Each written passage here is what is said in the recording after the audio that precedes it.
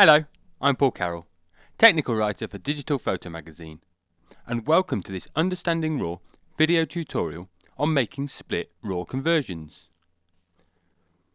In this tutorial, we're looking at how the exposure latitude available in RAW image files has revolutionized the way digital photographers tackle problems of exposure to improve the dynamic range in their images. When faced with extremes of brightness, like in the shot we have on screen, where the sky is a lot brighter than the land, it's difficult to record detail in both the highlights and the shadow regions, all in a single exposure. During image capture, if we correctly expose for the land, like in this example, you can see that the exposure which is required to retain detail in the darker areas results in the highlights of the sky becoming completely burnt out. But if we reduce the exposure to correctly expose for the sky, like in this example, the foreground is now much too dark and underexposed.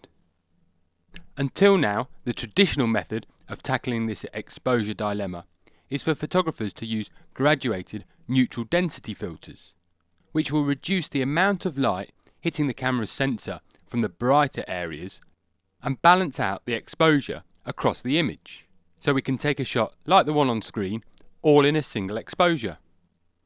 Filters can be fiddly and expensive, however, but if you shoot in RAW, it's possible to do away with them altogether.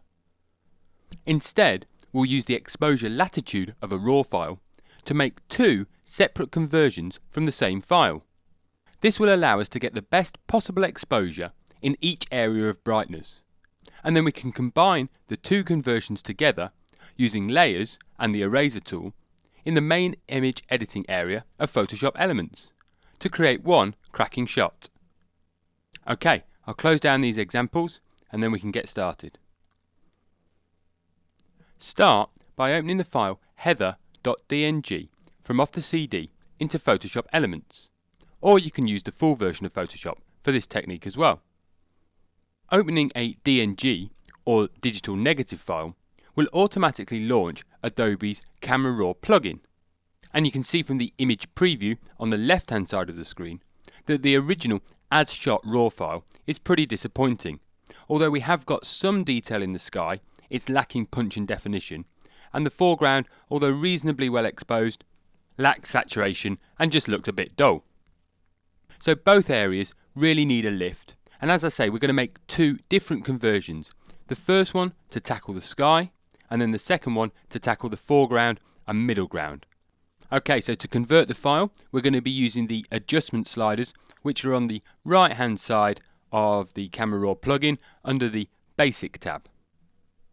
First off, we're going to use the exposure slider, and we're going to be moving it to the left to reduce the exposure, which is going to darken down the sky.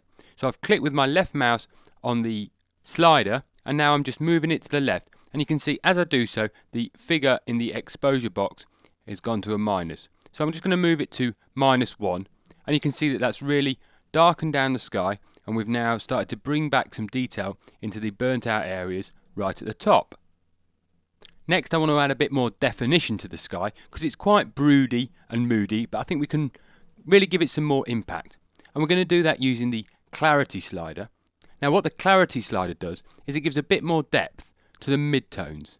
So by shifting it to the right, and we can be quite aggressive with this adjustment, you can see that we just start to get a bit more definition in the sky, and I think a value of about +75 looks good. So those two adjustments are the only adjustments that I'm going to make for the sky. Now it might not look like much, but if we use the preview box just above the image preview here and untick the preview, you can see that just those two adjustments have made a big difference to the sky, and we now have a lot more definition and punch, and it's really going to make our final image have the wow factor. So all I need to do now is hit the Open Image button, which is in the bottom right hand corner, and that'll open the converted RAW file into the main image editing area of Photoshop Elements. And there we go. You can see it up on screen. Now if we have a look at the file name, at the moment this file is called heather.dng. Now because we want to convert the RAW file again, in some versions of Photoshop and Photoshop Elements, if we open the same RAW file from off the CD again, it will just revert to this file that we've already got open on screen. So what we need to do is just make a copy of this image. So I'm just going to save it. So go up to the File menu and down to Save As, and I'm going to call this one Sky, and click Save. Now we can open that DNG file again off the CD, so it's heather.dng. Again, just open it into Photoshop Elements, and we'll launch the Camera Raw plugin again. Now, as you can see, it's quite intuitive working with raw files in the later versions of Element and Photoshop, and the previous adjustments that we've made have been retained in the Camera Raw plugin. So you can see that we've got our exposure set to -1 and our clarity set to +75. Now that's great if you just want to fine tune a previous raw conversion, but because we want to do something quite dramatically different on this conversion, I'm just going to reset my Camera Raw settings back to their defaults. And I can do that using the flyout menu up here in the top right hand corner of the Basic tab. Now unfortunately you can't see this flyout menu on screen, but you'll just have to trust me. The second option down says Camera Raw Defaults, and by clicking on that we revert back to the original As Shot settings in our raw file. And as you can see, the exposure is now set to 0 and the clarity is back to 0. So this time we're going to increase the exposure just to brighten up the land a little bit. It's only going to be a minor adjustment. I'm just going to take it to 0.5. And I also want to boost the saturation in the image. So right down at the bottom of the palette, I'm going to use the saturation slider. And again, I'm just clicking with my mouse button and moving the slider to the right just to increase the saturation. And just a small adjustment, +15, will be fine. That's looking pretty good to me. So I'll just hit Open Image. And again, that'll launch my second conversion into the image editing area of Photoshop Elements. Okay, so we're done with Camera Raw now. And all we need to do is combine our two conversions together to give us one cracking shot. So the first thing to do is make sure that you've got your Layers palette open on screen. And you can activate it by going up to the Window menu and down to Layers. And you can see there it's popped up on the right hand side of the screen. Next we need to get both conversions into the same Photoshop document. At the moment we've got two Photoshop documents open. Our conversion for the land here, and if I go up to the Window menu, you can see that we've also got our sky conversion, which I saved earlier. So if I just go back to our conversion for the land, hold down the Control key on the keyboard, press the letter A, and that selects all the pixels in the image. Then I hit Control and C to copy the pixels, up to the Window menu and down to our sky conversion, and then I hold down Control and press the letter V, and that pastes our conversion for the land on top of our conversion for the sky, which is sitting on the background layer.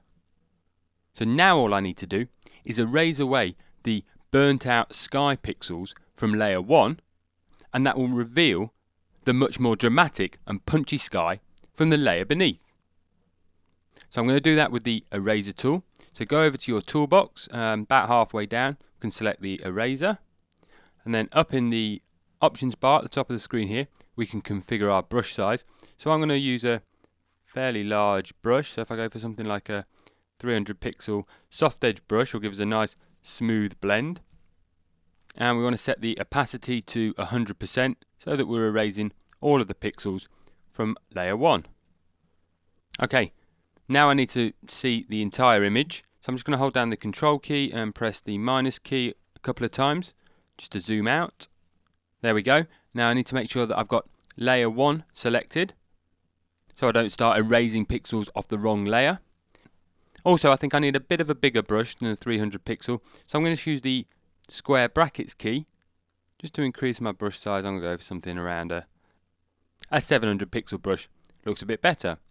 Now I just need to click with my mouse button and sweep the eraser tool over the sky, and this is just erasing away the pixels from layer 1 and bringing through those darker, more punchy sky details from the layer beneath.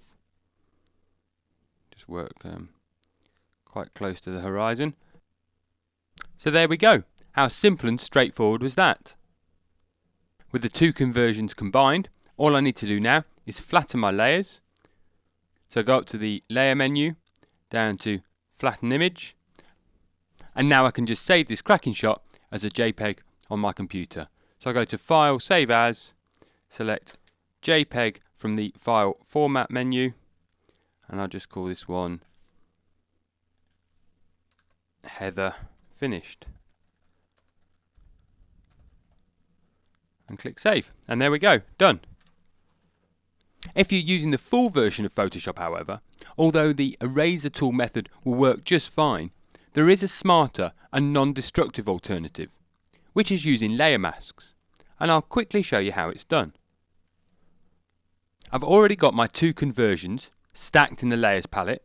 So again, we've got our conversion for the land on layer 1 and our conversion for the sky beneath on the background layer.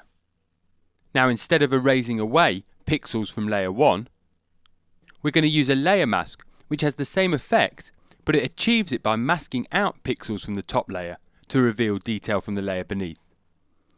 To add a layer mask, make sure that you've got the layer that you want to add it to selected, in our case layer 1, and then click on the layer mask icon, which is this grey square and white circle at the bottom of the layers palette. And you'll see a blank white thumbnail appears next to the image thumbnail on your layer. Next, we're going to paint black into our layer mask using a brush, and in the areas where we paint black, the mask will be applied to the image on layer 1, masking out those details and revealing the detail from the layer beneath. So go over to your toolbox and we need to select the brush tool, or you could just press the letter B on the keyboard for a shortcut. We need to configure our paintbrush again, so up to the options bar and select a 300 pixel soft edge brush. Got my opacity and flow both set to 100%, and I need to make sure my foreground swatch at the bottom of the toolbox is set to black. At the moment my foreground is set to white, so I'd paint white into the layer mask, which would have no effect at the moment because it's already solid white. So I'm just going to click on the double-headed arrow, and that's going to switch my foreground swatch colour to black. So now all I need to do, exactly the same way as we used the eraser tool in Photoshop Elements, I just sweep my brush tool over the sky, painting black into my layer mask and revealing that more punchy sky from the layer beneath. And the great advantage about using a layer mask is if I make a mistake, I've gone onto the land, all I need to do is hit the letter X, which switches my foreground swatch back to white, and now I can paint into the layer mask and correct my mistake, making it a completely non-destructive way of combining images together. Okay, I really hope you've enjoyed this video tutorial. Give it a go using the start image off the CD, and then start making split raw conversions and boosting the dynamic range in your own raw images. Cheers!